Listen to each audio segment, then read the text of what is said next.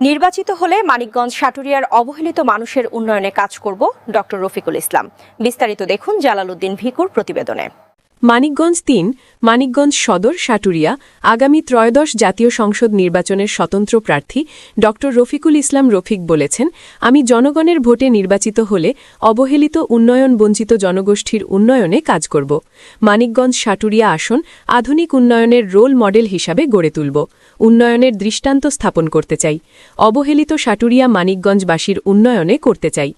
মঙ্গলবার ২০ জানুয়ারি মানিকগঞ্জের সাটুরিয়া বাজারে স্বতন্ত্র প্রার্থী ড রফিকুল ইসলাম রফিকের নির্বাচনী কার্যালয়ে সাংবাদিকদের সাথে মতবিনিময়ে এ কথাগুলো বলেছেন।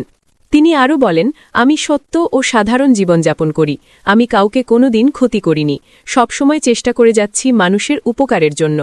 আমার বিরোধীরাও খারাপ কিছু বলতে পারবে না। ১৯৭১ সালের মহান মুক্তিযুদ্ধের মাধ্যমে অর্জিত স্বাধীনতার পর থেকেই মানুষের মুখে হাসি ফোটানোর এবং স্বপ্নের সোনার বাংলা গড়ার কাজ করে যাচ্ছি। নিজের সব সম্পদ ও আয় বিলিয়ে দিয়েছি গরিব মানুষের মধ্যে। আমার ছেলে মেয়ে নেই। আমার জীবনে চাওয়া পাওয়া লোভ লালসা বলতে কিছুই নাই। চাই শুধু মানুষের জন্য কাজ করতে। অন্যদের মতো টাকা পয়সা কিংবা সম্পদের লোভে নির্বাচন করছি না। চাই আপনাদের হয়ে আপনাদের জন্য কাজ করতে। আমি ভয় পাই না এবং কারো কাছে মাথা নত করি না। তিনি আরও বলেন, আমার শক্তি সাহস মানিকগঞ্জ সাটুরিয়ার ভোটার ও জনসাধারণ। আপনাদের সহযোগিতা পেলে সাটুরিয়া মানিকগঞ্জে উন্নয়নের দৃষ্টান্ত স্থাপন করতে চাই। আমি নির্বাচিত হলে শিক্ষা ব্যবস্থা উন্নয়ন করব, রাস্তাঘাটের উন্নয়ন করব, গ্রাম অঞ্চলের শিল্পকলা কারখানার উন্নয়ন, নিজের ব্যক্তিগত অর্থায়নে মানিকগঞ্জ ও সাটুরিয়ার গরিব ও দুস্থদের ১৫০টি ঘর করে নির্মাণ করে দিয়েছি। আরও গরিব ও দুস্থদের জন্য ঘর করে দেব। প্রতি বছর একজন দুস্থ গরিব মানুষকে আমার নিজ অর্থে হজের ব্যবস্থা করে থাকি ১৭ বছর যাবৎ। মানিকগঞ্জ বাস স্ট্যান্ড আধুনিক ও নিরাপদ হিসাবে গড়ে তুলব। শত বাধা বিপত্তি সত্ত্বেও আমি সাটুরিয়া ফার্স্ট গ্রুপের সহযোগিতায় মাদক বিরোধী কার্যক্রম করে যাচ্ছি। লেখাপড়ার পাশাপাশি খেলাধুলার ব্যবস্থা করব। নিজ অর্থে বিভিন্ন শিক্ষা প্রতিষ্ঠানে উপবৃত্তি দিয়ে থাকি। অগণিত মসজিদ মাদ্রাসায় ব্যক্তিগত অনুদান দিয়েছি। মহামারী করোনার সময় সাটুরিয়ার সকল মাদ্রাসার এতিমখানার খাবারের করে দিয়েছি। তাই আসুন, সাধারণ মানুষেরাই হবে সমাজের অধিকারী। তারাই পাবে সবচেয়ে বেশি মর্যাদা আমার কাছে। সন্ত্রাসী, চাঁদাবাজ, মাদক ব্যবসায়ীদের কোনোদিন প্রশ্রয় দেব না। আমি মুক্তিযুদ্ধের চেতনায় বিশ্বাসী থেকে সাম্প্রদায়িক সন্ত্রাসী, জঙ্গিবাদ, ধর্মীয় উগ্রবাদ এবং মাদকাসক্তির বিরুদ্ধে আপনাদের সাথে নিয়ে আপোষণহীন লড়াই করব। আমার নাম ভাঙিয়ে কেউ কোনো অন্যায় কাজ করতে পারবে না। অন্যায় বা অবৈধভাবে টাকা উপার্জন করব না এবং যারা করবে তাদের প্রশ্রয় দেব না।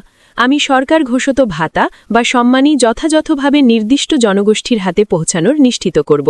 আমি আপনাদেরই একজন এবং সব সময় আমাকে কাছে পাবেন। কোনো মধ্যস্থতাকারী ছাড়াই সবাই সরাসরি আমার সাথে যোগাযোগ করতে পারবেন। নারী নির্যাতন ও বাল্যবিবাহ বন্ধে আমি প্রতিজ্ঞবদ্ধ। আমি আমার সব কিছু বিলিয়ে দিয়েছি।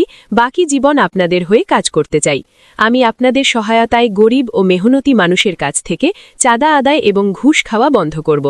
আসুন, সবাই মিলে কাজ করি, সোনার বাংলা গড়ে তুলি, ইনশাআল্লাহ। আমি সাটুরিয়া মানিকগঞ্জের সাধারণ মানুষের রাজনীতি করি, তাদের প্রতিনিধিত্ব করতে চাই। সেই জন্য আমি আশা করব যে আমাকে যারা সবসময় কাছে পাইছে গত ৩০ বছরে ডাকলে ভবিষ্যতে পাবে, এখনো পাবে। সেই জন্য আমি দারুণভাবে আশা করি মানুষকে যদি ভোট দিতে দেওয়া হয়, যদি ভয় ভীতি দেখানো না হয়, তাহলে আমি নির্বাচিত হব। এবং আমি খবর পেয়েছি বিভিন্ন জায়গাতে যারা প্রভাবশালী তারা ভয়ভীতি দেখাচ্ছে। আমি প্রশাসনের কাছে আমার এটা অনুরোধ থাকবে, এই ভয়ভীতি মুক্ত একটা পরিবেশ সৃষ্টি করতে। আমি রিটার্নিং অফিসারের সাথে দেখা করেছি। আমি নিরাপত্তা চেয়েছি আমার জন্য, আমার কর্মীদের জন্য, কারণ এখনো নিরাপদ পরিবেশ এলাকাতে হয়নি।